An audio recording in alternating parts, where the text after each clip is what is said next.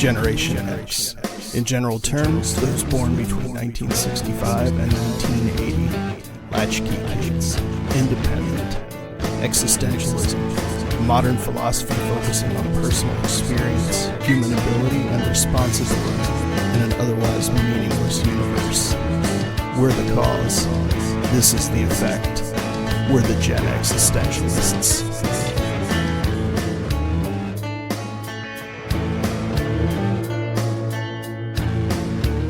Welcome in, my friends, to the Gen X-istentialists podcast. My name is Scott. And I'm Bunny. And this is a show where we expound upon all kinds of things. Gen X related, non-Gen X related, morally related. Hey, it's from a Gen X perspective. It's from a Gen X perspective. Exactly. And how do we do that? How do we determine the topics we spin? Mega Wheel the Magnificent, which I'm going to do right now. We are spinning a wheel with thousands.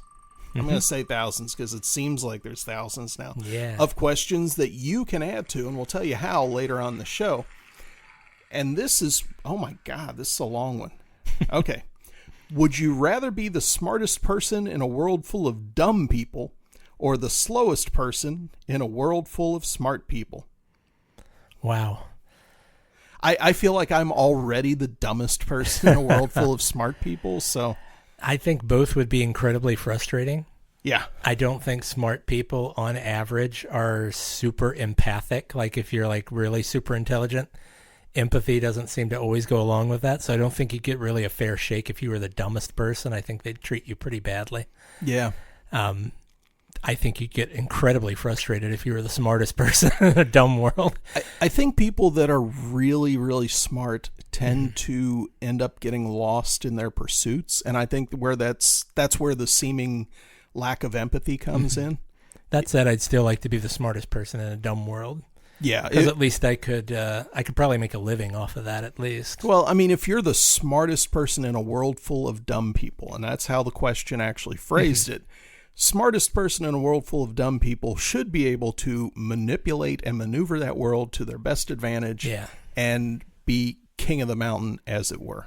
Right? So unless you were beaten down. Depends on how dumb the population is. If we're talking like Neanderthal, beat you with clubs because you're some kind of witch, that'd be bad. That's a good point. What if, as the smartest person, you're kind of viewed as Frankenstein's monster and they come after you? You would have to be a benevolent dictator. Yeah. You would absolutely have to. You'd have to keep your smarts on the down low, too, for the most part. You'd almost have to kind of C-3PO it and kind of allow yourself to be portrayed as a god. I'd be a gay robot. Would that help? I'm just thinking cladding myself in shiny armor, but, however you want to look at it. Do you want to just be known as the smartest person or as a god? And if you could get yourself to that level, you're probably okay until a drought happens or something like that and you prove to be somewhat fallible. There are problems either way you go. Yeah. There is no good answer. Nope. So let's spin Mega Wheel again. See if we can get something else to yap about here. And our next topic is... Okay. Neither one of us has kids, so this is purely hypothetical. How would you choose a role model for your children? I think a role model for your children needs to be someone you know, someone you trust. Hopefully that's you or someone in your immediate family, like a grandfather or an aunt or something like that. I think if it were my child, what I would want as a role model, I would ultimately like to be my child's role model. Now, I know that doesn't always happen, but I think in a quiet way, that's the way my parents were with me. It's like I never considered them like, oh, I want to be just like my dad. I want to be just like my mom or something, But I think being around people who walk the walk as opposed to just talking the talk when they have to. Yeah. I don't want a friend. I want a mentor. I want someone who I can learn from and someone who I can trust. It's almost like an apprenticeship. Yeah. I mean, look at me. I'm yeoman dad. Yeah. I don't know. That's what I want. I want somebody who leads not only by parable but by example. Yeah. So, how about you? A role model for kids, obviously, the mother and father are right up there. And like you said, it's not a known thing. It's not a directed thing. But you, as a child, you're growing up, you see that. And if you've grown up, without a dad or without a mom, though there are certain aspects there that you're going to find elsewhere of how to live. But like, I remember going to work with my mom like on Saturdays and just hearing how she answered the phone and how she treated people. She was an insurance agent, how she treated people at the agency and worked with them and tried to help them. I saw my dad get up and go to work every day and come home and talk about work. So that work ethic, I saw what he did taking care of our cars and stuff like that. So those little things that you don't realize are lessons, but in reality they are. And, decades later you go, why am I doing this? Oh, because I saw my dad do it. Yeah. And it makes sense. And it's the right thing to do. It's the right way to do it. Why do I handle customer or coworker phone calls the way I do? Because I saw my mom treat people this way, and this is the right way to treat people. But beyond that, what we typically consider role models, a lot of people would go, oh, this sports star or this artist or this musician, things like that. If you can't talk to the person, I tend to think that they're not really a role model per se. Even if it's somebody where you've read their life story and you know how they pulled themselves up by their bootstraps and they had this great origin tale. If it's not somebody that you can have direct face-to-face contact with, I don't think they can be an actual role model. They can be somebody you put up on a pedestal that you really like, but a role model, like you said, is somebody that's a mentor. I think, and this is the part where I get to be the asshole that tells people with kids how to raise kids, even though I don't know how. I think you have to guide your child towards something positive like that. You need to have a hand in it, because if you don't, somebody else will be the role model for your kid. Yeah. And it may not be someone who has their best interest or your best interest at heart. There's plenty of creepos and predators and fucking weirdos out there on the internet that, oh, write me, kids, talk to me. I understand. This kind of creepy, pedo kind of vibe about them. Yeah. There's tons of that out there now, and the problem is it's much more accessible to people now than it ever was in our childhood. I mean, you had to run into the creepy aqualung guy or whatever down at the park, that was your mistake of running into something like that. Nowadays, there's people out there just all over the place on the internet looking for things. So I think you really need to take an active role in raising your kids in all aspects, and that includes helping them with role models. And if their role model isn't you, you have to have enough of a spine and ball up about it that you're okay with it. And that's fine. the thing too. Any role model is going to be okay with the person they're mentoring branching out, because let's face it. I mean, if you're a mother or a father, your kid starts playing baseball. Their coach and the people that coach the team are going to be role models of a sort. Sure. Other players on the team too. If you're new to the game, but you're playing with people that have been doing it for a few years, you're going to watch, you're going to learn. Those are role models, really.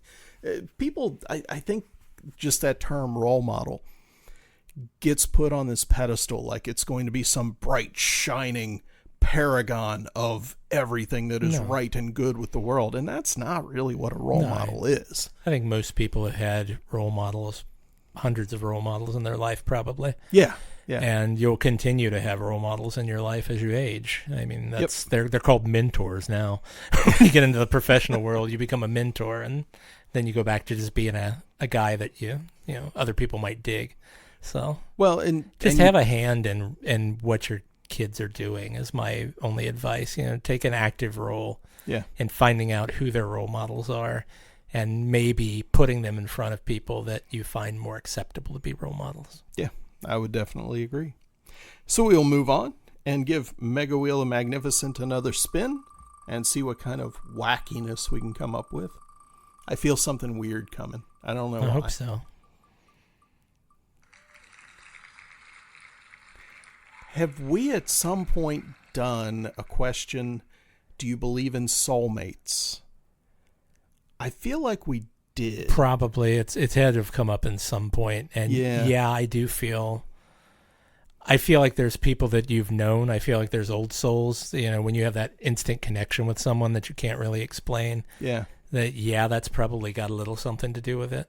Okay. But I don't think there's that one person out there. That's the one person for me. It's the only person out there. No, I don't believe in one and dones. I think there are plenty of people out there that you can connect with on a soul level. Yeah, I think the traditional definition of soulmates, like you're saying, the one, just the two people coming together, I don't necessarily buy into that, but yeah, that there are people that you connect with. Yeah.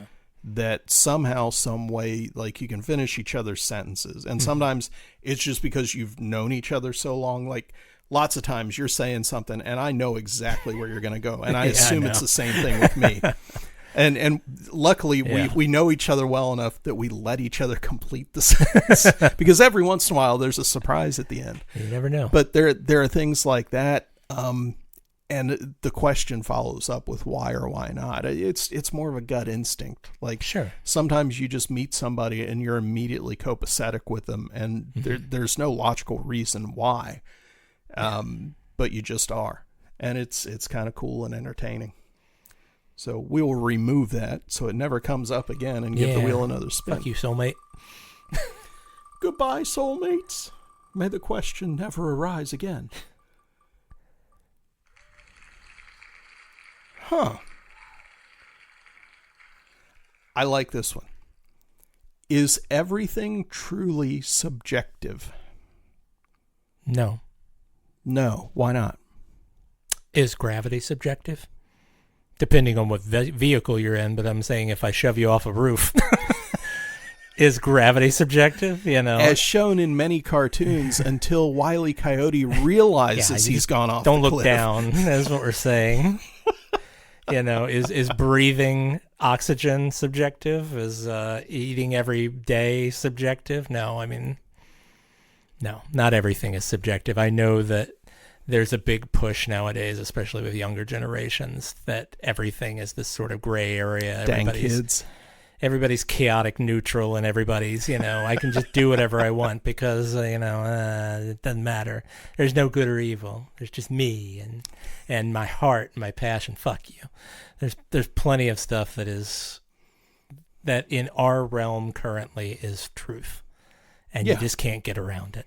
Yeah. No matter what you think or what you feel or how you perceive yourself to be, there are truths in this world. So. Yeah, I don't like going dancing on the solipsistic ice, as it were. I don't think everything is truly subjective. There is an objective reality. How we experience it can be subjective, especially if the way that you experience things is a little bit off.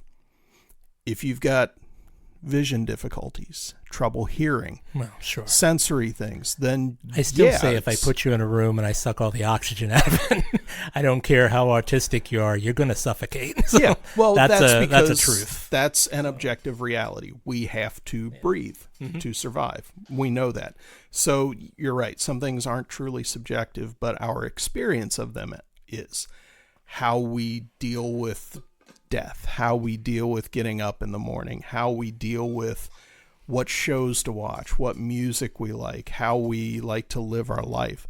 Those things are subjective, but they're still bound by the objective reality. True. And it gets into all kinds of fun epistemological questions. What can we actually know? Scott pulling out the $1 words right and left ontological questions about what is the nature of reality. Mm-hmm. That's awesome. In the last 2 minutes, I've used solipsistic and ontological and epistemological. Mm-hmm. That philosophy degree is coming in so handy on this one, just 4-word question. I love shit like this. So is everything truly subjective? I think we're a very much a no in that answer there. So we will move on to another question from Mega Wheel the Magnificent here on the Gen X-istentialists podcast. It's that tense dead air waiting for the wheel to roll down. What? Okay, whoever came up with this question needs to be whacked. Who is the best pet? Lassie, Dino, or Astro? Oh, you mean Dino? Dino. Okay, from the Flintstones. Yeah. Got it. My bad, everybody. I just saw... I'm like, is that somebody that I don't know? It's Lassie. I mean, that's Why? Very simple. Because I don't want a pet trying to have a conversation with me like Astro. And I don't want some big lummox moron pet like Dino who makes a lot of noise and knocks down doors and stuff and stands on top of me. You know, Lassie is your standard pet that you can send outside and let him do his thing or let her do her thing. And when Timmy falls down the well, she'll let you know. Yeah, but, how often does that happen? Every episode. But, yeah, pretty much. But, yeah, Astro always bugged the hell out of me because he does the whole this thing. Like, it's like I don't want to have a conversation, like a meaningful conversation with my pet. I'm sorry. And see, that's just the weird gray area. It's like, remember the Snorks? Yes. Do you remember that show? Yes. Where they had like a Snork was like also a pet of the Snorks. Yeah. It gets into a gray slavery weird area here where it's like a caste system. And I think if you have an animal that basically can do 90% of what a human can do, it can walk on its upright, it can talk and vocalize, it can use its hands or paws or whatever it's got. It gets into a weird gray area where you're like, well, you're still my pet, so fuck off, we're going to the vet. Yeah. It's weird. So there's a thin line here, and this is something we were talking about at work a couple weeks ago because I think someone I work with knows someone that has a monkey as a pet or knew someone in their area that had a monkey as a pet. So it led to that conversation. Like, do you really want a pet that is so close to humanity that can like grab a knife out of the drawer and potentially slit your throat if it took a notion to? Do you want that as a pet in your home? And my answer is unequivocally no. Yeah. But in this question, Lassie, Dino, or Astro, I got to go the exact opposite of you. I'm going with Astro. All right. Or I'm going with Scooby-Doo. Because like he wasn't in there. He wasn't in there, but I'm going with Astro. If our cats, if we could find some way to like give them vocoders so that they could actually like talk to us in English, I would be the happiest, just overjoyed. I think it would be incredible to actually know what they're thinking and see what's going on, because essentially cats, they just view you as another big kind of misshapen cat. Whereas dogs kind of view their owners, it's separate. There's kind of a master pet kind of thing going on there. With cats, you're just part of the tribe. So I would really love to be able to communicate with our cats, especially Rorschach, because just the look on her face sometimes, like, there's something going on in there, and it's probably hilarious, but she knows she can't get through to you, so she doesn't even bother. I just love the idea of that. So pets that can communicate with their owners or their team, love that idea. It's a beautiful thing. But I also get where you might not want that. Yeah. Because it could get kind of distressing. Yeah, I would think so. Want to give Mega Wheel one more spin? Of course, yeah. That was an interesting question, though. Thank you to whoever sent that in. It really was. Before we hit the next question, you want to talk to people about how to get in touch with us? Drop us a line where you're viewing this. Be that Spotify, RSS, YouTube, we're everywhere. So just drop us a line. We'll get a little notification. Let us know what's going on in your world, or send us a question.